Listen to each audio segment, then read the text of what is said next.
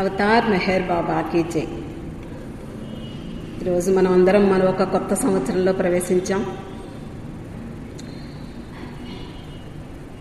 మళ్ళీ మనం ఈ సంవత్సరం కూడా బాబా ప్రేమలో తలమునకలవ్వాలని, ఆయన ప్రేమకు మనం అర్హులం అవ్వాలని, ఆయన దయ లేకపోతే ఆ అర్హత సంపాదించలేం. కాబట్టి ఆయన కృప కోసం మనం అందరం కూడా మనస్ఫూర్తిగా ఒక్కసారి అవతార్ మెహర్ బాబాకి జై. ఈరోజు నూతన సంవత్సరం పురస్కరించుకుని ఒక చిన్న బాబా మెసేజ్ చెప్పుకుని మనం ఈ లార్డ్ మెహర్లోకి ఎంటర్ అవుదాం. పూనా సెంటర్ వాళ్ళు ఒక చిన్న మెసేజ్ పంపించారు మనందరికీ కూడా నూతన సంవత్సర శుభాకాంక్షలు తెలుపుతూ.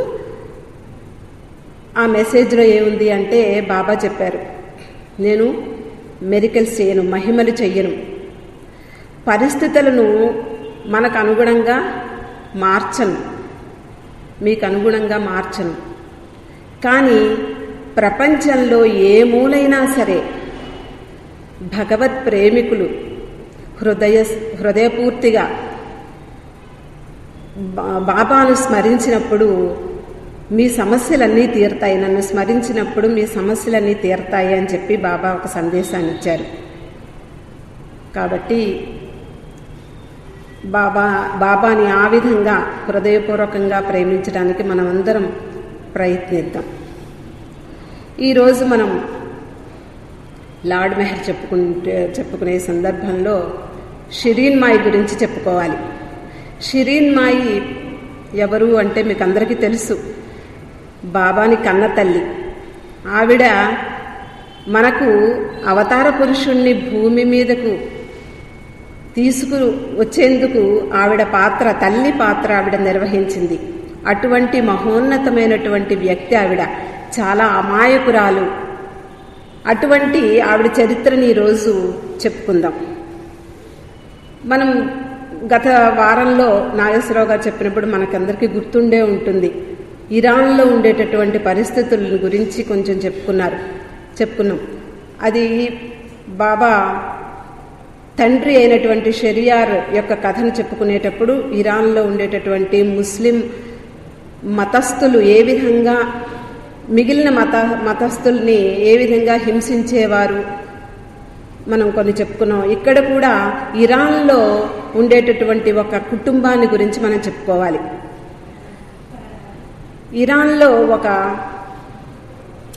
జొరాస్ట్రియన్ మతస్థులు ఒక కుటుంబం ఉండేది. ఆవిడ పేరు గోలండూన్.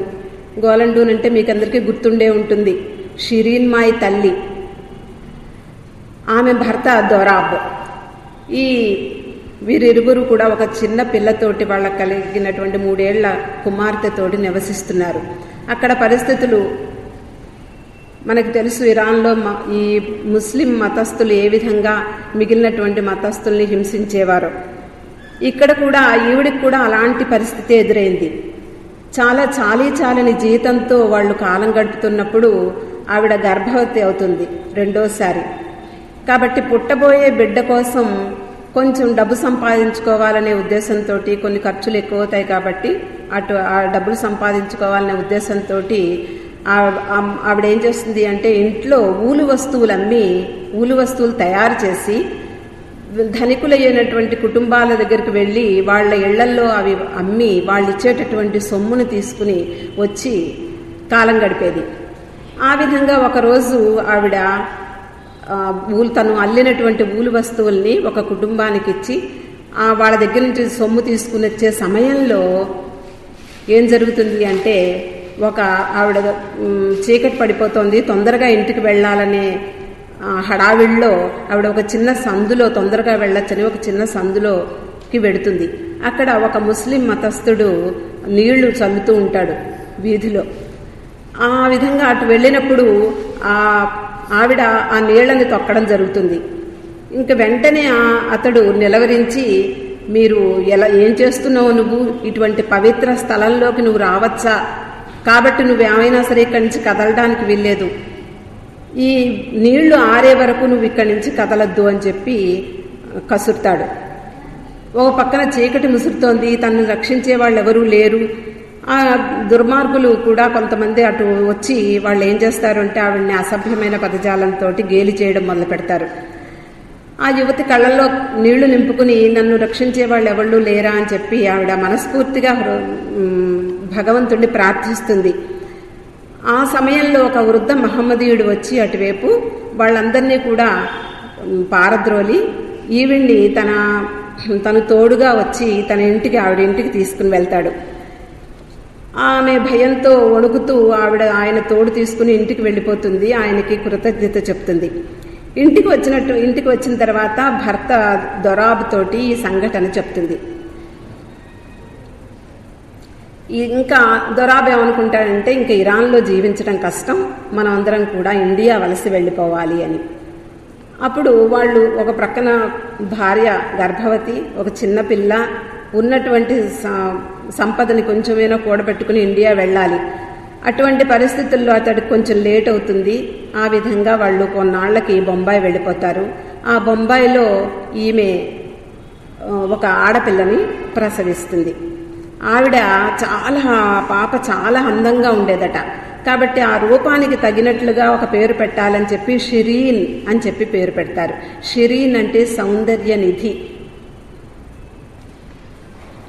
షిరీన్ పుట్టిన కొద్ది రోజులకు ఈ దొరాబ్ ఏం చేస్తాడంటే తండ్రి పూనాకు వెళ్ళిపోయి పూనాలో ఒక టీ స్టాల్ ఓపెన్ చేస్తాడు.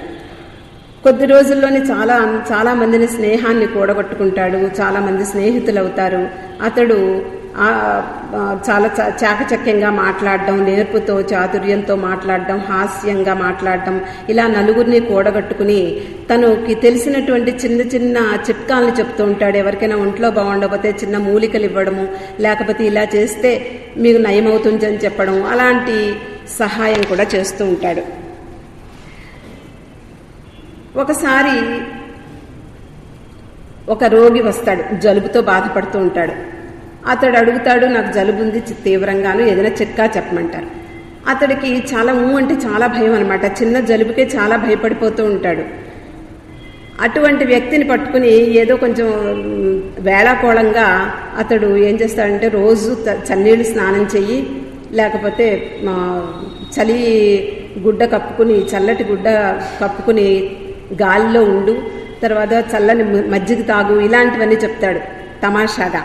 కానీ అది పాటిస్తాడని అనుకోడు. కానీ అతడు నిజంగానే పాటిస్తాడు. కొన్నాళ్ళకి అతడు ఎదురుపడినప్పుడు ఎలా ఉందయ్యా నీ జలుబు అంటే, నువ్వు చెప్పినట్టు కరెక్ట్గా చేశాను, చాలా చక్కగా నయమైపోయింది అంటాడు. అంటే ఆశ్చర్యపోతాడు. అయ్య బాబాయ్, నేను చెప్పినట్లు నిజంగా జరిగితే ఏ న్యూమోనియాయో వచ్చేస్తుంది, అటువంటి పొరపాటు నేను ఎప్పుడు చేయకూడదు అని చెప్పి ఇంకా ఎప్పుడు జాగ్రత్తగా వ్యవహరించడం మొదలుపెట్టాట. ఆ తర్వాత షిరీన్ అంటే ఇతడికి తండ్రికి చాలా ప్రేమ, చాలా తెలివైంది, పేరుకు తగ్గట్టు అందగత్తే. ఆ పాపని 5 సంవత్సరాలు వచ్చాక చిన్న స్కూల్లో జాయిన్ చేస్తారు. ఆ సమయంలో మనకి పూనా నగరంలో ఉండేటటువంటి షెరియార్జీని గుర్తుకు తెచ్చుకోవాలి. ఇప్పుడు షెరియార్జీ తన యొక్క అన్వేషణ ఆపేసి తన అక్క అయినటువంటి ఫిరోజా దగ్గరికి వస్తాడు. ఆ సమయంలో ఫిరోజా కూడా అతన్ని ఎలాగైనా సరే బతిమాలి బామాలి అతన్ని వివాహం చేసుకునే స్థితికి తీసుకురావాలి, ఎలాగైనా సరే ఒక చిన్న ఉద్యోగం సంపాదించుకోమని చెప్పి వివాహం చేసుకుని స్థిరపడమని చెప్పి బతిమాలేది. కానీ అతడు మాత్రం ఈ భగవదన్వేషణలోనే మనసంతా నిమగ్నమైపోతుంది. భగవంతుడు చెప్పిన మాటలు గుర్తుంటాయి. ఏం చెప్పాడండి, మొన్న వారం చెప్పుకున్నాం, నీ భగవదన్వేషణ నీ కుమారుని వల్ల సఫలమవుతుంది, నీ 2వ కుమారుని వల్ల నువ్వు ఆ స్థితిని పొందగలుగుతావు అని చెప్పి ఆకాశవాణి చెప్పింది. అది మాత్రం గుర్తుంది. కానీ ఎలా జరుగుతుంది, ఇదేమిటి, ఈ పరిస్థితి ఏమిటి అని చెప్పి అతనికి అర్థం కాలేదు ఆవిడ మాటలు. ఏ విధంగా ఈ భగవంతుని ఇచ్చకి అతను అన్నీ వదిలేస్తాడు. అయినా సరే తను అన్వేషణ ప్రారంభించాలి, ఫకీరు జీవితాన్ని మళ్ళీ ప్రారంభించాలనే ఉద్దేశంతో ఉంటాడు. ఆ సమయంలో ఈ ఫిరోజా అంటుంది, ఎందుకు ఫకీర్ జీవితం వల్ల లాభం లేదు, అతడు భారతదేశం అంతా కూడా ఎందుకు అలాగా పిచ్చి పట్టినట్టు తిరుగుతావు, నీకేం ఒరుగుతుంది, నువ్వంటే నాకు చాలా ప్రేమ, నిన్ను అలా వదల్లేను అని చెప్పి ఏడుస్తుంది. ఆవిడ్ని ఏం చేయలేక సమాధానపరచలేక చాలా అవస్థపడతాడు. ఆ సమయంలో ఈ షిరీన్, ఈ 5 ఏళ్ల బాలిక స్కూల్కి వెడుతూ కనిపిస్తుంది. చాలా చక్కనైనటువంటి రూపం, చిరునవ్వుతో ఉంటుంది, మంచి అప్పుడే వికసించినటువంటి పుష్పంలాగా ఉంటుంది. ఆయన కళ్ళకు కనిపించి అనుకోకుండా, అతడు ఏమీ ఆలోచించకుండానే అంటాడనమాట, ఈ అమ్మాయినైతే నేను పెళ్లి చేసుకుంటాను, ఇంకా వేరే ఎవరు కూడా నాకు అక్కర్లేదు, ఇదైతే ఈ అమ్మాయి అయితే నేను పెళ్లి చేసుకోగలను, నీకు ఇచ్చిన మాట నిలబెట్టుకుంటాను అంటాడు. అన్నప్పుడు ఆవిడ తనకి ఆశ్చర్యం వేస్తుంది షెరియార్కి. ఏమిటి నేను ఇలా అనేశాను, నాలాంటి ఒక పెద్ద వ్యక్తికి ఒక చిన్న పాపని ఎవరిచ్చి పెళ్లి చేస్తారు, పోన్లే ఇది ఒకందుకు మంచిదే, మనం ఈ విధంగా తప్పించుకోవచ్చు పెళ్లి అని చెప్పి అనుకుంటాడు. కానీ ఫిరోజాలో ఒక ఆశ రేకెత్తుతుంది. ఏంటి అంటే, అయితే మన సోదరుడు ఇంట్లోనే ఉంటాడు, ఒక రకంగా లొంగుతున్నాడు కాబట్టి ఎలాగైనా సరే అతడికి ఆ అమ్మాయిని ఇచ్చి పెళ్లి చేద్దామని చెప్పి పరిగెడుతుంది గోలండూన్ దగ్గరికి. ఈ గోలండూన్ అడుగుతుందనమాట, నేను స్నేహితురాళ్ళము కాబట్టి నేను చెప్పినటువంటి విషయాన్ని విను, నేను ఎంత అసంబద్ధమైనటువంటి కోరిక కోరుతున్నానో నాకు తెలుసు, ఎటువంటి కోరరాని కోరిక నేను కోరుతున్నాను, కానీ నా తమ్ముడిని రక్షించే మార్గం నీ చేతిలోనే ఉంది, నువ్వు మాత్రమే నా తమ్ముడిని రక్షించగలవు అని చెప్పి ఏడుస్తుంది. ఏడుస్తే గోలండుని, ఇదేమిటమ్మా, నీ తమ్ముడిని నేనెలా రక్షించగలను, ఏం చెయ్యాలో చెప్పు అంటే ఆవిడ చెప్తుంది, నీ కూతుర్నిచ్చి పెళ్లి చెయ్యి అని. నీకు చిన్నపిల్ల అయినప్పటికీ కూడా నేను కోరరాని కోరిక కోరుతున్నాను, కానీ దానివల్ల మంచే జరుగుతుందని నాకు అనిపిస్తోంది అని చెప్పి చెప్తుంది. అప్పుడు అనుకోకుండా ఆవిడ కూడా వాగ్దానం ఇస్తుంది, అలా అయితే సరే, నాకు కూడా ఇష్టమే, ఎందుకంటే సాధు పురుషుడు అతడు, అటువంటి సాధువైనటువంటి ఒక అల్లుడు రావడం అనేది నాకు సంతోషమే, కాబట్టి నేను అలాగే నీకు మాటిస్తున్నాను అనగానే ఆవిడ చాలా ఆశ్చర్యపోతుంది. ఫిరోజా ఎంతో సంతోషంతో ఇంటికి వస్తుంది. తమ్ముణ్ణి, ఇదిగో నాకు నువ్వు అడిగిన పాపకు తల్లి నా స్నేహితురాలే కాబట్టి ఒప్పించి వచ్చాను, నువ్వు తప్పకుండా పెళ్లి చేసుకుని నువ్వు హాయిగా స్థిరపడదు గాని అని చెప్పి చాలా సంతోషంతో తన సంతోషాన్ని వ్యక్తం చేస్తుంది. ఈ షెరియార్ ఏమనుకుంటాడు, ఇదంతా ఎలా జరుగుతోంది, కల్లోలా జరుగుతోంది, ఇది అంతా భగవంతుని ఇచ్చ, మన ఏదైనా సరే భగవంతుని ఇచ్చ ప్రకారమే జరుగుతుంది, జరిగింది ఏదైతే జరిగిందో అది అంతా కూడా భగవంతుని ఇచ్చ ప్రకారం జరుగుతుంది అని చెప్పి అనుకుంటాడు. కానీ దొరాబ్ అంటే షిరీన్ తండ్రికి మాత్రం ఇష్టం లేదు. ఏమిటి నువ్వు చేసిన పిచ్చి పని ఏమిటి, నువ్వు ఇచ్చిన మాట ఏమిటి అని చెప్పి భార్యతో చాలా తగ్గు పెట్టుకుంటాడు. కానీ అల్లుడికి ఉండవలసినటువంటి లక్షణాలు ఏమీ లేవు, పోనీ ఒప్పుకుందామంటే చాలా పెద్ద వయస్సు, ఏమిటి నువ్వు చేసిన పని అని చెప్పి భార్యతో చాలా తగు పడతాడు. అయినప్పటికీ కూడా సాధు పురుషుడే కదా, నేనేం తప్పు చేశాను అని ఆవిడ అనుకుంటుంది. అలాగా బాలికైనటువంటి షిరీన్కి ఏం జరుగుతోందో తెలియదు. ఎవరో వచ్చి ఒక మంచి ఉంగరం తొడిగితే అది చాలా ఆనందిస్తూ నాకు ఉంగరం వచ్చింది అని చెప్పి నలుగురితోటి చెప్పుకుంటుంది. చాలా ఒక్కొక్కప్పుడు పెంకిగా వ్యవహరించేదట. షెరియార్ కొంచెం మందలిస్తే, ఏంటమ్మా ఇతడెవరమ్మా నన్ను మందలించేందుకు అని కూడా అడిగేదట. అంతటి అమాయకురాలు, చాలా చిన్న వయసులో ఉంది కాబట్టి ఆ విధంగా ప్రశ్నించేది.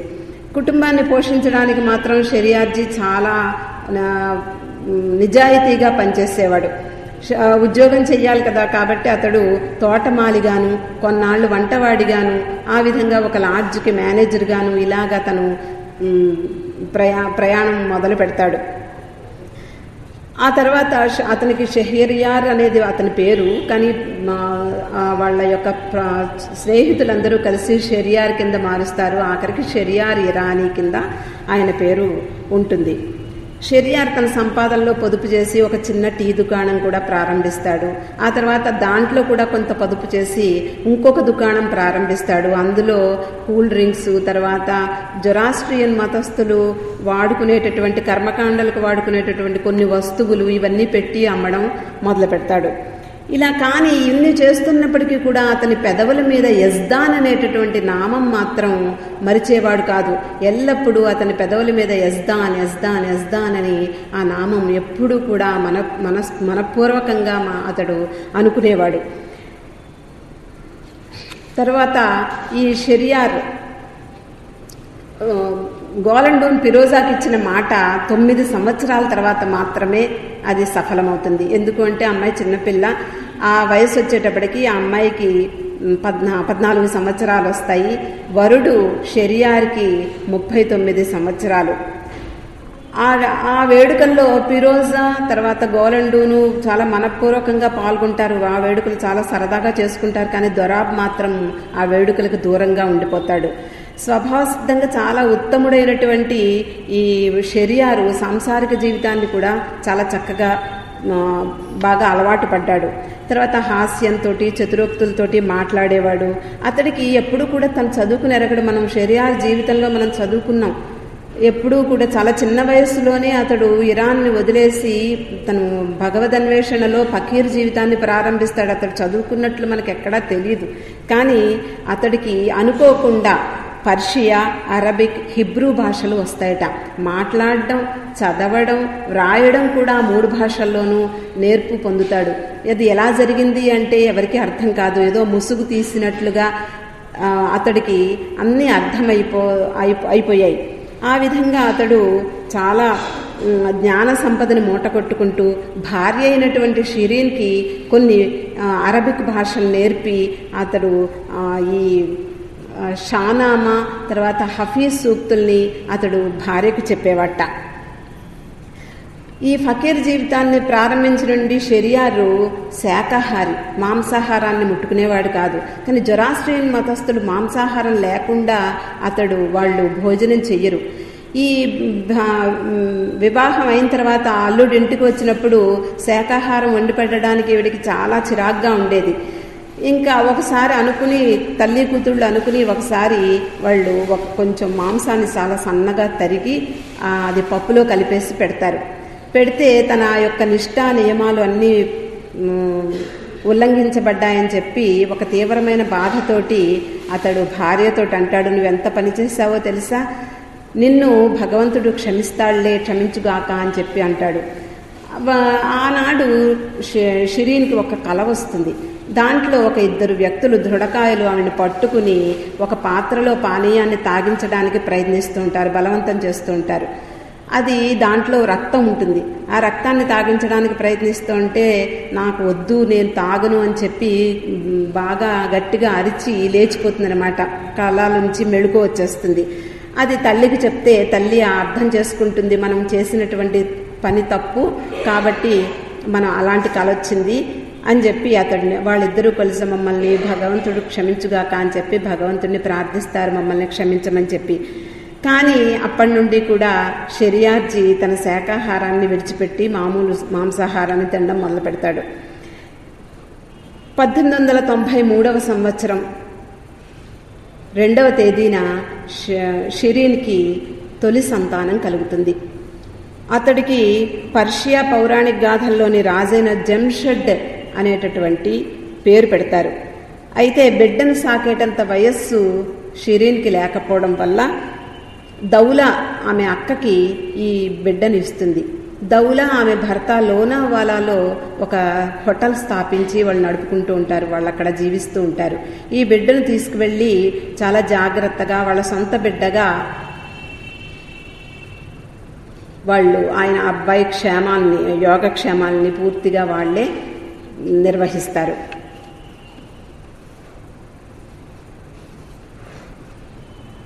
మనం ఇక్కడ టైం ఉంది కాబట్టి మెర్వాన్ గురించి కూడా కొంచెం చదువుకుందాం.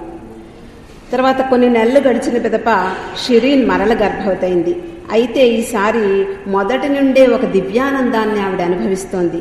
బిడ్డ కొరకై ఆతృతతో నిరీక్షించే తల్లి ఏ విధంగా తపన పడుతుందో, ఎప్పుడు బిడ్డ పుడతాడా, ఏ విధంగా ఆ ఆతృతతో ఎదురు చూస్తుందో ఆ విధంగా షిరీన్ కూడా ఆ సహజమైనటువంటి ఒక సంతోషంతో నిండిపోయి ఉంటుంది. మొదటి సంతానం కలిగినప్పుడు బిడ్డ క్షేమం ఎలా చూడాలి, బిడ్డను ఎలా సాకాలి, ఇవన్నీ కూడా ఆవిడకి తెలియవు. తల్లి బాధ్యత పూర్తిగా స్వీకరించే స్థితిలో లేదు. అంటే మానసిక పరిస్థితి కూడా ఆ సమయానికి సరిగ్గా లేదు. కాబట్టి ఈ సోదరి దౌలా జంషెడ్ని తీసుకొస్తే ఆ పసివాణ్ణి దగ్గరికి తీసుకోవడానికి షిరీన్ బిడియపడేదట, సిగ్గుపడేదట. పక్కకు తప్పుకునేది. దీనికి విరుద్ధంగా రెండవ శిశువు విషయంలో మాత్రం ఆమెకు చాలా ఒక ప్రేమ, ఒక హృదయపూర్వకంగా ఎప్పుడు బిడ్డ పుడతాడా అని చెప్పి ఎంతో ఆనందంతో ఆకాంక్షతోటి ఎదురు చూసేది. ఆ సమయంలో షెరియార్ కుటుంబం పూనా నగరంలో ఒక 816 నంబర్ గల సొంత ఇంట్లో ఉండేవారు. ఇది ఇప్పుడు మెహర్ మొహల్లా అని పిలుస్తున్నారు. ఈ ఇంటి గుమ్మం ప్రక్కనే గుమ్మడికాయను పోలిన పెద్ద రాయి ఉండడం వల్ల దాన్ని పంప్కిన్ హౌస్ అంటారు. ఇప్పటికి కూడా మనం పూనా నగరంలో చూడొచ్చు. గుమ్మడికాయ ఇల్లు అని అర్థం పంప్కిన్ హౌస్. ఈ గర్భవతిగా ఉన్న సమయంలో షిరీన్ ఎన్నో అద్భుతమైనటువంటి కలలు వస్తూ ఉండేవి. అవన్నీ తల్లి గోలండోన్కి చెప్పేది. ఎప్పుడు కూడా ప్రతి కళ ఆవిడికి చెప్పి వివరం ఆవిడ ద్వారా తెలుసుకునేది. ఆమె కళల యొక్క అర్థాన్ని షిరీన్కి వివరించేది. షిరీన్ గర్భం ధరించిన నుండి కూడా పుట్టబోయే బిడ్డ అసాధారణమైన వాడని ప్రతి క్షణం కూడా వాళ్ళకి తెలిసిపోతోంది. ఎవరో ఒక మహాపురుషుడు జన్మిస్తాడు అనేటటువంటి ఒక మనం చెప్తాం 6th సెన్స్ అని, అటువంటి అనుభవాలు కలుగుతున్నాయి. అసాధారణమైన వాడని, విశిష్టమైనటువంటి వాడని దృఢంగా వీళ్ళిద్దరూ కూడా విశ్వసిస్తారు. షిరీన్ ఆలోచనలు గ్రహించిన షెరియార్ కూడా హఫీజ్ యొక్క దీవాన్ అనేటువంటి గ్రంథం నుండి కొన్ని గజల్స్ వినిపించేవాట. హఫీజ్ రాసినటువంటి కొన్ని గజల్స్ దాంట్లో ఉండేటటువంటి భావాన్ని కూడా వివరించేవాట. షెరియార్ కవి కావడం వల్ల అంతకుముందు షెరియార్ కూడా అంతకుముందు 2 గ్రంథాలు రాశాడు అని చెప్పుకుంటారు, కానీ అవి లభ్యం కాలేదు. తర్వాత ఈ షెరియారు కొన్ని హస్త సాముద్రికం అవన్నీ కూడా నేర్చుకున్నట్ట, కానీ దాన్ని ఎప్పుడూ ఉపయోగించలేదట. షెరియార్ కవి కావడం వల్ల పుట్టబోయే పసివాడి గౌరవార్థం మోనా జట్స్ అనేటువంటి ప్రార్థనలు, ఆధ్యాత్మిక సంకీర్తనలు, అంటే జొరాస్ట్రియన్ మతస్థులు చేసేటటువంటి ఆధ్యాత్మిక సంకీర్తనలు వ్రాసేవట. ఊహించినట్లుగానే షిరీన్కి పుట్టబోయే 2వ సంతానం కోసం యావత్ కుటుంబం సభ్యులు, ఇరుగు పొరుగు వారు ఆతృతగా ఎదురుచూడసాగారు. ఈ సమయంలో షిరీన్ ఒక అపురూపమైనటువంటి సౌందర్యంతో అలరారుతూ ఉండేది. ఎంతో దేదీప్యమానంగా వెలిగిపోతూ ఉండేది. ఆవిడ మొహంలో అద్భుతమైనటువంటి కాంతులు వెదజల్లేవి. పుట్టబోయే బిడ్డ కూడా ఎంతో అందంగాను విశిష్టమైన వ్యక్తిగాను పుడతాడనేటటువంటి ఆశ వాళ్ళందరిలోనూ ఉంది. ఉత్తేజభరితమైనటువంటి ఒక వాతావరణంలో ఆ పుడమి అంతా కూడా బావూజీ రాస్తున్నారు. మొత్తం భూమంతా కూడా ఒక ఉత్తేజభరితమైనటువంటి వాతావరణంతో నిండిపోయింది. పూనా నగరంలో సామాన్యమైనటువంటి ఒక వీధి అని అనిపించటం లేదు. అంతా కూడా ఉత్తేజభరితంగా ఉంది. భూమి మీద జరగబోయే అతి విశిష్టమైనటువంటి సంఘటనకు మొత్తం విశ్వం అంతా కూడా ఎదురు చూస్తోందా అన్నట్లుగా ఉందట. కొత్త శకం ప్రారంభమవుతోంది. సాక్షాత్తు భగవంతుడే మానవుడిగా జన్మించబోతున్నాడు. 1400 సంవత్సరముల తర్వాత అత్యంత అద్భుతమైన సంఘటన జరగబోతోంది అని చెప్పి అందరూ కూడా ఎదురు చూస్తున్నారు. 1894వ సంవత్సరం ఫిబ్రవరి నెల 25వ తేదీన తెల్లవారుజామున మన ఎంతో కాలం నుండి యుగమంతా కూడా ఎదురు చూస్తోంది ఒక అవతార పురుషుడి కోసం. రాముడు, కృష్ణుడు, మన పురాణాలు గత కాలంలో చూస్తే రాముడు, కృష్ణుడు పుట్టే సమయాల్లో కూడా ఎన్నో అద్భుతమైనటువంటి సంఘటనలు జరిగాయని చెప్పి మనం చెప్పుకుంటూ ఉంటాం.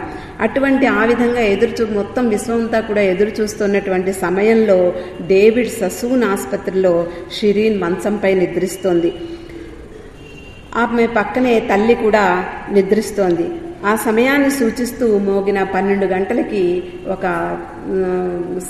టైంను సూచిస్తూ గంట మోగింది. ఆసుపత్రిలో నర్సులు తరచు వచ్చి షిరీన్ యొక్క ఆరోగ్యాన్ని గమనిస్తూ ఉండేవారు.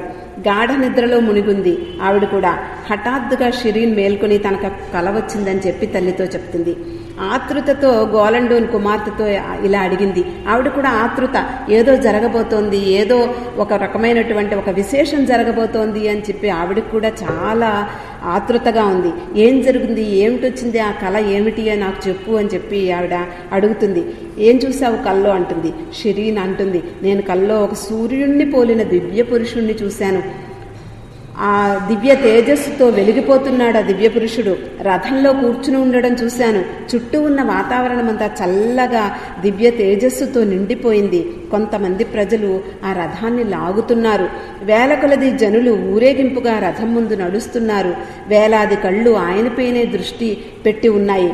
ఆ దివ్య తేజస్సు వీక్షించి ఉపశమనం పొందుతున్నారట. అలాగే ప్రజలందరూ కూడా అటువైపే చూస్తూ ఆ దివ్య తేజస్సుని చూస్తూ మైమరిచిపోతున్నారు.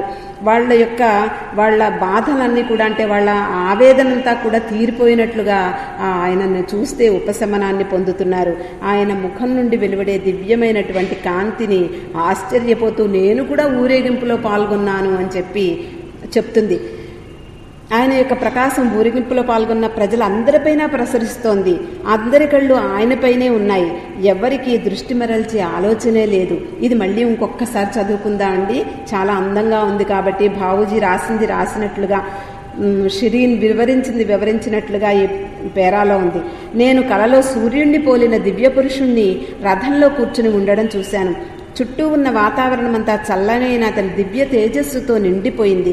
కొంతమంది ప్రజలు ఆ రథాన్ని లాగుతున్నారు. వేల కొలది జనులు పెద్ద ఊరేగింపుగా రథం ముందు నడుస్తున్నారు. వేలాది కళ్ళు ఆయనపైనే దృష్టి కేంద్రీకరించి ఆయన దివ్య తేజస్సును వీక్షించి ఉపశమనం పొందుతున్నాయి. ఆయన ముఖం నుండి వెలువడే దివ్య ప్రకాశాన్ని ఆశ్చర్యపోతూ నేను కూడా ఆ ఊరేగింపులో పాల్గొన్నాను. ఆయన ప్రకాశం ఊరేగింపులో పాల్గొన్న ప్రజలందరిపైన ఉంది, ప్రసరిస్తోంది. అందరి కళ్ళు అతనిపైనే ఉన్నాయి. ఎవ్వరికీ దృష్టి మరల్చే ఆలోచన లేదు అని చెప్పి షిరీన్ తన కళని చక్కగా మొత్తం ఉన్నట్లుగా వివరించింది. అది విన్న గోలండూనికి ఒళ్ళు జలజరించింది, కళ్ళు చెమర్చాయి. షిరీన్ తోటి అంటుంది, అమ్మా షిరీన్, నీకు శుభప్రదమైనటువంటి కుమారుడు జన్మిస్తాడు. అతని పేరు ప్రపంచమంతా వ్యాప్తి పొందుతుంది, మారుమ్రోగుతుంది. నీవు కలగన్నట్టుగానే ఒకనాటికి వేలాది మందిని కొడుకుని రథం మీద తీసుకుని ఊరేగింపుగా వెడుతూ ఉంటారు. అటువంటి ఆరాధన గౌరవం కూడా అతనికి దక్కుతుంది. నీకు కూడా అటువంటి, నువ్వు తల్లివి కాబట్టి నీకు కూడా ఆ గౌరవం దక్కుతుంది అని చెప్పి తల్లి అన్నటువంటి మాటలు షిరీన్కి చాలా ఆనందాన్ని కలగజేస్తాయి. కొద్దిసేపటికి మళ్ళీ నిద్రలోకి జారిపోతుందట. ఆసుపత్రి అంతా నిశ్శబ్దంగా ఉంది. వాతావరణం అంతా కూడా ఏదో మార్పును సూచిస్తూ ఆ మార్పు కోసం ఎదురు చూస్తోందా అన్నట్లుగా ఉంది. అలాంటి సమయంలో మధురమైనటువంటి ఒక వాతావరణం నెలకొంది. ఆ నిశ్శబ్దంలో ఊహకి అలవికాని పరమానందం ఆసుపత్రి అంతా కూడా నిండిపోయిందట. అతడు వచ్చేది సర్వవ్యాపకుడు, భగవంతుడు, అవతార పురుషుడు. ఏ విధంగా మనం ఎప్పుడూ కూడా రాముడు పుట్టినప్పుడు మనం లేవు, కృష్ణుడు పుట్టినప్పుడు మనం ఉన్నా మనకి ఈ జన్మలో మనకి తెలియదు. ఆ వాతావరణం, ఆ పరిస్థితి, ఆ మన హృదయంలో ఉండేటటువంటి ఆ ఆనందం మనం ఇప్పుడు అనుభవిస్తున్నాం. అవతారమూర్తి యొక్క దివ్యమైనటువంటి సన్నిధిలో ఆయన కథల్ని చెప్పుకుంటూ ఆయన యొక్క అవతార విశిష్టతని మళ్ళీ చెప్పుకుంటూ మనం ఈనాడు ఆనందాన్ని పొందుతున్నాం. ఆనాడు ఎంతమంది ఆనందం పొందారో కానీ ఈనాడు మాత్రం మనం చాలా పరమానందాన్ని పొందుతున్నాం అని చెప్పి అనిపిస్తోంది నాకు. ప్రపంచంలో ప్రతిరోజు లక్షలాది మంది మానవులు జన్మిస్తూనే ఉంటారు. కానీ వారి జన్మ వల్ల వారు జన్మించడం వల్ల భూగోళంలో గుర్తించదగినటువంటి మార్పు ఏం కనపడదు. మామూలుగా రోజులు గడిచిపోతూ ఉంటాయి. మామూలుగా హాస్పిటల్లో అనేక మంది ప్రసవిస్తూ ఉంటారు, అనేక మంది పుడుతూ ఉంటారు. ఎవరి విశిష్ట వ్యక్తో అనేది మనకి ఆ సందర్భంలో తెలియదు. అయినప్పటికీ కూడా అవతార పురుషుడు భూమి మీదకి వచ్చే సమయాన్ని వర్ణిస్తున్నారు భావు. వాతావరణం వేడిగానూ లేదు, చల్లగానూ లేదు. పూనా నగరం ఎన్నడూ లేనంత హాయిగా పిల్లగాలులు వీస్తున్నాయి. ప్రశాంతంగా ఉంది. చల్లని మలైమారుతం వీస్తోంది. గాఢ నిద్రలో ఉన్నటువంటి నగరవాసులందరూ కూడా మృదువుగా తాకుతూ, ఇది మనం కృష్ణుడి యొక్క జన్మ విశేషాన్ని చెప్పుకునేటప్పుడు కూడా అక్కడ భాగవతంలో కొన్ని చాలా సుమధురమైనటువంటి పద్యాలున్నాయి. మేనులను మృదువుగా తాకుతూ ఎంతో హాయిని కలిగిస్తున్నాయి. పూనా నగరం అంతా కూడా నిశ్శబ్దం అనే దుప్పటిని కప్పుకున్నట్లుగా ఉంది. ప్రపంచం యొక్క రణగుణధ్వని ఆ ప్రాంతానికి అంటటం లేదు. నిశ్శబ్దం అంతా కూడా ఆ ప్రాంతంలో ప్రశాంతత, ఎప్పట్లాగే జీవితం హాయిగా ఎలా ఉంటుందో ఆ ప్రశాంతమైనటువంటి వాతావరణం తెలుపుతోంది. నెమ్మదిగా నిశ్శబ్దాన్ని చీల్చుకుంటూ పక్షుల కిలకిలా రావాలు మొదలయ్యాయి. పక్షుల గొంతల్లో ఉల్లాసం స్పష్టంగా వినిపిస్తోంది. ఎంతటి సుమధురంగా పాడుతున్నాయి. అరుణోదయం అయ్యే ముందు నిర్మలమైనటువంటి వాతావరణం అక్కడంతా కూడా పక్షుల కిలకిలా రావాలతోటి ఉపశమనాన్ని కలుగజేస్తున్నాయి. జీవితంలో సుఖదుఖాల ఘోష, పక్షుల కమ్మని పాటల సవ్వడిలో కరిగినప్పుడు మానవుని ఆత్మ నిజంగా వికసిస్తుంది అంటున్నారు భావు. షిరీన్కు పురిటి నిప్పులు ప్రారంభమయ్యాయి. ప్రాతకాల ప్రార్థనలో నిమగ్నమైనటువంటి కేథలిక్ నన్లు అత్యవసరంగా పిలిపించారు. అక్కడ ఉండేటటువంటి నర్సులు వాళ్ళందరూ కూడా ప్రార్థనలో మునిగి ఉన్నారు. ఆ సమయంలో వాళ్ళకి పిలిపొచ్చింది. గోలండూన్ తన కుమార్తె షిరీన్ దగ్గర కూర్చుని ఆతృతతో ఎదురు చూస్తోంది. షెరియార్ గది వెలుపుల ఆయన ఎప్పుడూ కూడా పెదవులపై యజ్దాన్ అనేటువంటి నామంతో ఆయన ఇటు అటు తిరుగుతున్నాడు. ఆసుపత్రి వద్ద ఉండే కాపలావాడు 5 గంటలు మ్రోగించగానే పసిబిడ్డ ఏడుపు వినపడింది. 5 గంటలకు, అందుకనే మనం బాబా పుట్టినరోజు నాడు మనం 5 గంటలకి హారతిస్తాం. సరిగ్గా 5 గంటలు కొట్టగానే పసిబిడ్డ ఏడుపు వినపడింది. అప్పుడే పుట్టిన శిశువు యొక్క ఏడుపు ఎంత మాయకంగా ఇంపుగా ఉందో అంటున్నారు బావు. పక్షులు తమ కిలకిలల ఉధృతిని పెంచాయిట. సూర్యుడు కూడా ఆ క్షితిజ రేఖను దాటి తన వెరుగులేఖలను విరజిమ్మడానికి ముందుకు తొందరపడి వస్తున్నాడా అన్నట్లుగా వాతావరణం అంతా చాలా ఆహ్లాదకరంగా ఉంది. గోలండూన్ గది నుండి బయటికి సంతోషంగా వచ్చి మగబిడ్డే అని చెప్పడం విన్నాడు షెరియార్ కూడా ఆనందంతో తనకు తెలుసు ఈ బిడ్డ ద్వారా తను భగవద్ అనుభూతి పొందగలడు, తన అన్వేషణ ఫలిస్తుందని చెప్పి తనకి ఆకాశవాణి చెప్పడం అతనికి ఎప్పుడూ గుర్తుండే ఉంటుంది. అతడు ఎప్పుడూ కూడా ఈ శిశువు మీద ఎంతో ప్రేమను కురిపిస్తూ ఉండేవాడు. ఆ బిడ్డ యొక్క మొదటి ఏడుపు శబ్దం విని ఉంటుంది. ఆ పూనానగరం అప్పుడే నిద్రలేస్తోంది. ఆ పుట్టినటువంటి పసిబిడ్డ తొలి ఏడుపుని ఆ పూనానగరం అంతా కూడా విన్నట్లు అనిపించింది. ఆ పసివాడి ఏడుపు ఏమంటోందంటే, మేల్కోండి, మిమ్మల్ని మేల్కొల్పడానికే వచ్చాను అన్నట్లుగా ప్రకటించినట్లుగా ఉందట. అతను పుట్టిన సమయంలో ప్రజలందరూ కూడా నిద్ర నుండి మేల్కొన్నప్పటికీ వారందరి జీవితం అనే నిద్ర నుండి మేల్కొల్పడానికి ఆ అవతారుడు వచ్చాడని చెప్పి అందరికీ తెలియకపోయినా బాబా చెప్పారు, కొంతమంది కోసమే నేను వచ్చాను అని చెప్పి. అలాగే ఆ యుగావతారుడి యొక్క ఆ తొలి పసిబిడ్డ ఏడుపుని ఆ పూనా నగరం అంతా కూడా వింది. అప్పుడే పుట్టిన పసిబిడ్డను చూడ్డానికి ఇరుగు పొరుగు వారందరూ కూడా, బంధువులు అందరూ ఆసుపత్రికి తరలి వచ్చారు. ఆ బాలుడిని ఆనందంగా వాళ్ళంతా కూడా ముద్దాడారు. యథార్థానికి షెరీన్ గృహంలో 1,000,000 కాంతుల భానుడు దయించాడు అని చెప్పుకున్నారట. అందరూ హృదయాలు ఆనందంతో నిండిపోయాయి. అవి మనం బయటికి చెప్పలేనటువంటి ఆనందం, మాటలకి అందనటువంటి ఆనందం, వర్ణనాతీతమైనటువంటి ఆనందం అది. ఆ యుగాలుగా వెల్లివెలిసినటువంటి ఆనందం అంతా ఒక్కసారి ఈ పసిబిడ్డ ఏడుపుతో ఒక్కసారి ఉత్తేజభరితమైందా అన్నట్లుగా ఉంది. వాతావరణం అంతా కొత్తదనం అలుముకుంది, ఆహ్లాదంగా మారిపోయింది. ఆనందానికి మూలం తన బిడ్డడే అని చెప్పి ఆ షెరియార్కి ఒక్కడికే తెలుసు. షెరియార్కి తన 2వ సంతానం ఆ బిడ్డ ద్వారా తాను పొందగలిగేటటువంటి అమోఘమైనటువంటి ఆధ్యాత్మిక స్థితి అతడికి మాత్రమే తెలుసు. కాబట్టి ఆ విషయం ఎందుకు ఇంత ఆహ్లాదకరంగా ఉంది, ఎందుకు ఈ విధంగా ఆనందం అందరిలో వెల్లివిరుస్తోంది అనేది ఒక్క షెరియార్కి మాత్రమే తెలుసుట. కాబట్టి ఆ పసివాడు మొత్తం ప్రపంచాన్నే ఒక నూతనత్వాన్ని తీసుకొస్తాడు, ఒక శోభను, అందరి జీవితాల్లో ఒక శోభను తీసుకొచ్చేటటువంటి ఆ బిడ్డను చేతుల్లో తీసుకుని షిరీన్ గుర్రబండిలో తమ ఇంటికి చేరుకుంటుంది. షిరీన్కు పుట్టిన బిడ్డ ఇంటికి వచ్చాడని శుభవార్త ప్రాంతమంతా వ్యాపించి అందరూ కూడా చుట్టుముడతారు. ఆ బాలుని చూసి మరువరాని సంతృప్తి పొందుతారట. ఆ బాలుని తదేకంగా చూసిన వారికి ఏదో తెలియనటువంటి ప్రశాంతత కూడా కలిగేదట. అందరూ కూడా ఆ బిడ్డకి అట్రాక్ట్ అవుతున్నారు, ఆకర్షింపబడుతున్నారు. కాబట్టి అతన్ని వదిలి వెళ్ళలేని పరిస్థితి అందరికీ కూడా. చూడ్డానికి వచ్చి తదేకంగా చూడడం, వాళ్ళ యొక్క మానసికమైనటువంటి సంతృప్తి, ప్రశాంతత అవి వాళ్ళకి మాత్రమే తెలుస్తున్నాయి. ఎవరి ఆనందానికి వాళ్ళకే అర్థమవుతోంది వాళ్ళ ఆనందం ఏమిటో. అట్టి శిశువుకు తగిన పేరు కోసం అన్వేషిస్తున్నాడు షెరియార్. అతనికి మెర్వాన్ అని చెప్పి పర్షియన్ నామధేయం, మెర్వాన్ అని చెప్పి పేరు పెట్టారు. జొరాస్ట్రియన్ క్యాలెండర్ ప్రకారం ఆ బాలుడి జననం మెహర్ అనబడే నెలలో సంభవించిందట. ఈ పర్షియన్ క్యాలెండర్లో మనం జనవరి, ఫిబ్రవరి ఎలా ఉందో, ఈ వైశాఖం, జ్యేష్టం అలా ఎలా ఉన్నాయో అలాగే ఈ వాళ్ళ క్యాలెండర్లో మెహర్ అనబడే నెలలో ఇతడు పుట్టడం జరిగింది. కాబట్టి అందుచేతనే మెర్వాన్ అనేటువంటి పేరు కూడా ఎన్నుకోవడం జరిగింది. మెర్వాన్ అంటే సూర్యుడు, ప్రకాశము అని అర్థం. అతని తల్లిదండ్రులు, బంధువులు మాత్రం అతన్ని ముద్దు పేరు మనకందరికీ గుర్తుండే ఉంటుంది. అతడి ముద్దు పేరు మెరోగ్ అని ముద్దుగా పిలిచేవారట. షిరీన్ మెర్వాన్ అమితంగా ప్రేమించేది. అతడు తన మొదటి సంతానమే అన్నట్లుగా భావించేది. ఎందుకంటే మొదటి బిడ్డను ఆవిడ మనస్ఫూర్తిగా ఆవిడ ఎప్పుడూ కూడా హత్తుకోలేదు, అతన్ని సాకలేదు. ఇతడే మొదటి బిడ్డ అని చెప్పి ఆవిడ ఎంతో వాత్సల్యంతో అతన్ని పెంచడానికి ప్రారంభించింది.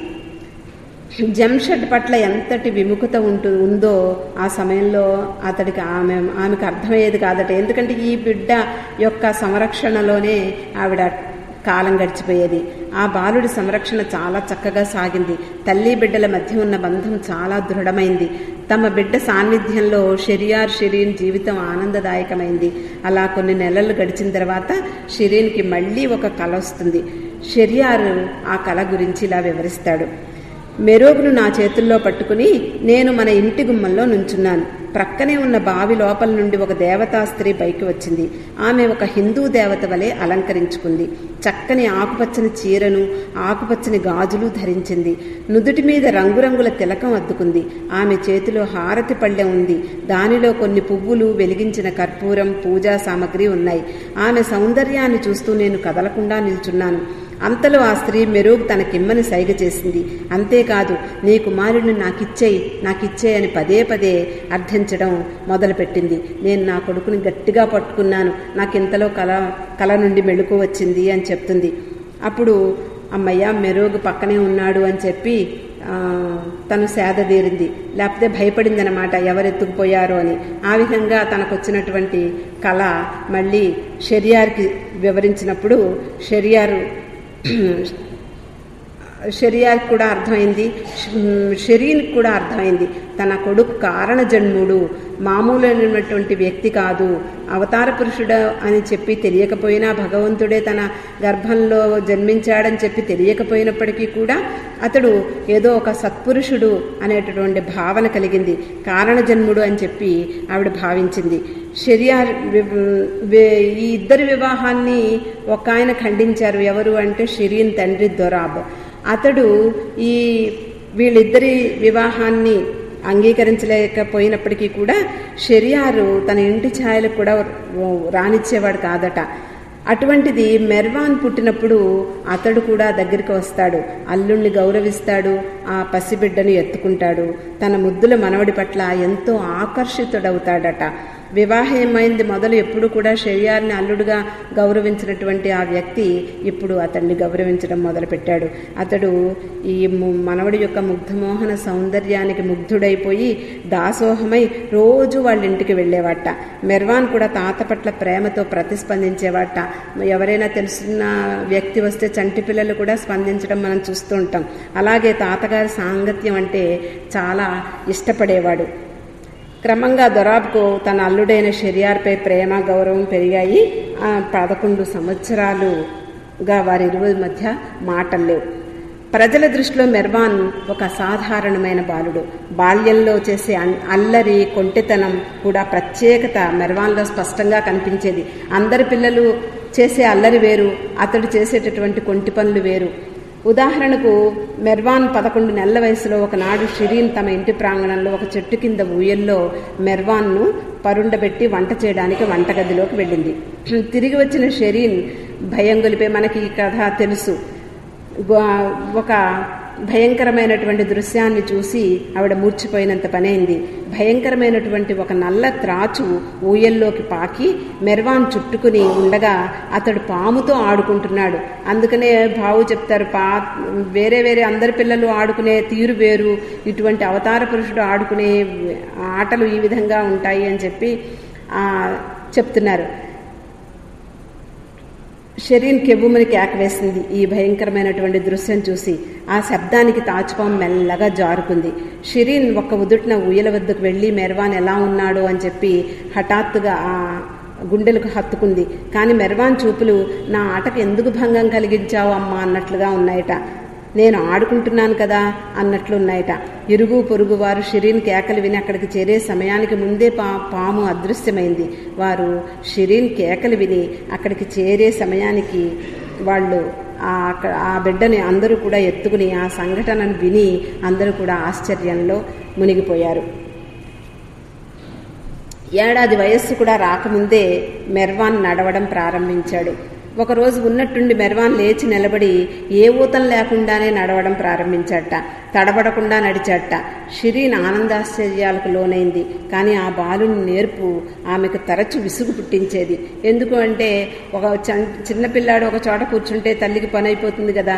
కాబట్టి ఇతడు మాత్రం అలా ఒక చోట కూర్చోకుండా తొందరగా అన్నీ నేర్చుకుంటూ ఆమెకు కొంత అవస్థ తెచ్చిపెట్టేవాడు.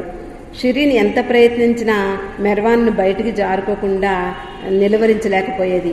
ఎప్పుడు బయటికి వెళ్ళిపోదామా అని చెప్పి ఆతృతగా ఎదురు చూసేవాడు. ఎప్పుడు అవకాశం వస్తే అప్పుడు బయటికి వెళ్ళిపోయేవాట. పూర్తిగా విసిగి వేసారిపోయిన షిరీన్ ఒకనాడు బయట తిరుగుతున్న మెర్వాన్ని పట్టుకుని ఇంటిలోకి తెచ్చి కాలును ఒక పాత చీరతో మంచం కొడుకి కట్టివేసింది. అతనికి దగ్గరలో అటుకులతో నిండిన ఒక పళ్ళెం కొన్ని నీళ్లు ఉంచి వంట చేసుకోవడానికి వెళ్ళింది. తన స్వేచ్ఛకు భంగం కలగడం భరించలేని చిన్ని మెర్వాన్ గట్టిగా ఏడ్చి అలసిపోయి అలాగే నిద్రలోకి జారుకున్నాడు. తన పని ముగించి వచ్చిన షిరీన్ చెక్కిళ్లపై కన్నీళ్లతో ముత్యాల్లో మెరుస్తున్నాయి. ఆ చంటిబిడ్డ ఏడ్చి పడుకుండిపోయాడు. ఇంకా కంటి బుగ్గల మీద ఆ కన్నీటి చారలు పోలేదు. అది చూసి ఆవిడ మనసు ద్రవించిపోయింది. అయ్యయ్యో ఎందుకు ఇలాంటి పిచ్చి పని చేశాను అని చెప్పి వెంటనే మెర్వాన్ని బంధ విముక్తుడిని చేసింది. మనకి కృష్ణుడి కథల్లో కూడా ఇవన్నీ చదువుతుంటే గుర్తుకొస్తూ ఉంటాయి. తన నిద్రలేచిన మెర్వాను తన కట్లు విప్పిన విషయం గ్రహించగానే తుర్రుమని వీధిలోకి పారిపోయాడు. మెర్వాన్కు కొంత వయస్సు వచ్చేసరికి షిరీన్ తరచూ అతన్ని తాడుతో మంచానికి కడుతూనే ఉండేది. ఒకసారి ఇంటికి తిరిగి వచ్చిన షెరియారు కట్లతో ఉన్న మెర్వాన్ని చూసి జాలి కలిగి కట్లు విప్పేవాడు. తన తండ్రితో కాసేపు ఆడుకుని మెల్లిగా వీధిలోకి పారిపోయేవాడు. ఇరుగు పొరుగు పిల్లలు అతన్ని తీసుకొచ్చి మళ్లీ షిరీన్కి అప్పగించేవారు. ముద్దు మాటలు నేర్చుకున్న మెర్వాన్ తన తల్లిని మోము అని, తండ్రిని బోబో అని పిలిచేవారు. మనం ఇలాంటి చిన్న మాటలు గుర్తుపెట్టుకోవాలి.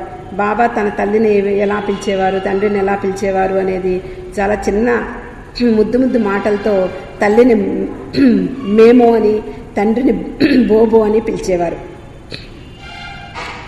చాలా కాలం పాటు మెర్వాన్ తన తల్లిదండ్రులను అలాగే ముద్దుగా పిలిచేవాడు.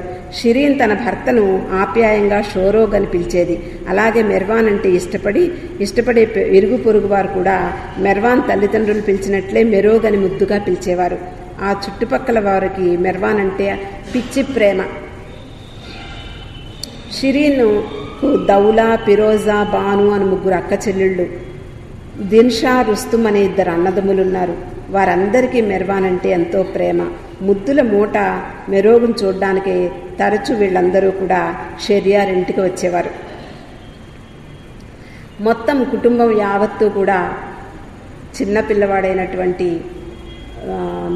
మెర్వాన్ని చాలా ముద్దు చేసి మెరోగ్ అని చెప్పి చుట్టుపక్కల వాళ్ళతో సైతంగా అందరూ అలాగే పిలిచి ఆ బాలునిలో ఉండేటటువంటి గొప్పతనాన్ని వాళ్ళ మనసులు ఎక్కడో కొంచెంగా గుర్తిస్తూ ఉండగా వాళ్ళందరూ కూడా ప్రశాంతమైనటువంటి జీవితాన్ని గడపడం మొదలుపెట్టారు. అవతార్ మెహర్ బాబాకి